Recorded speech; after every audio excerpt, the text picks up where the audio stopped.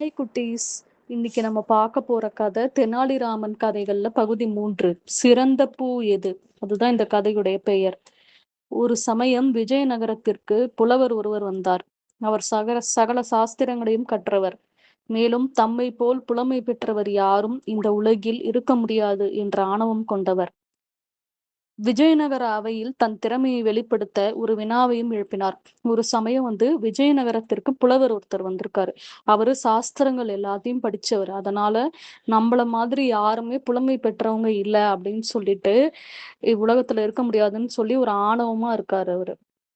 விஜயநகர அவையில் தன் திறமையை வெளிப்படுத்த ஒரு வினாவையும் எழுப்பினார். என்ன பண்ணிருக்காருன்னா, அவர் ஒரு கேள்வியும் கேட்டிருக்காரு அங்க இருக்க எல்லாரையும். அது என்ன கேள்வின்னு பாப்போமா? அவையோரை பார்த்து என் மனதில் ஒரு கேள்வி எழுந்துள்ளது. அக்கேள்விக்கான சரியான பதிலை இங்கு உள்ளவர்களால் கூற முடியுமா என வினா எழுப்பினார். மன்னர் அது என்ன கேள்வி என கேட்டார். மன்னர் உடனே என்ன சொல்றாருன்னா, நீ என்ன கேள்வியோ நீங்க கேளுங்க புலவரேன்னு சொல்றாரு.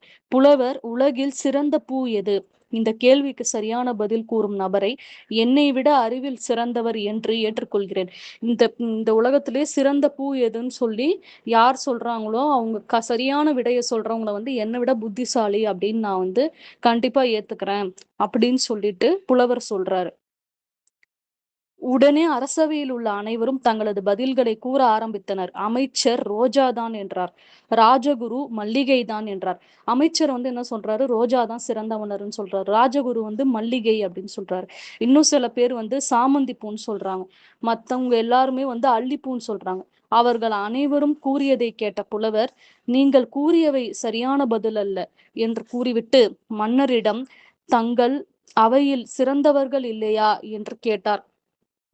எல்லார் சொல்ற பதிலையும் கேட்டு நீங்க சொன்ன பதில் எதுவுமே சரியில்லை அப்படின்னு சொல்லிட்டு உங்களோட அவையில யாரும் சிறந்தவங்களே இல்லையான்னு சொல்லி மன்னர்கிட்ட புலவர் கேட்கிறார். கிருஷ்ணதேவராயர் அமைதியாக இருந்த தெனாலிராமனை பார்த்தார். உடனே தெனாலிராமனும் உலகில் சிறந்த பூ பருத்தி பூ என பதிலளித்தார்.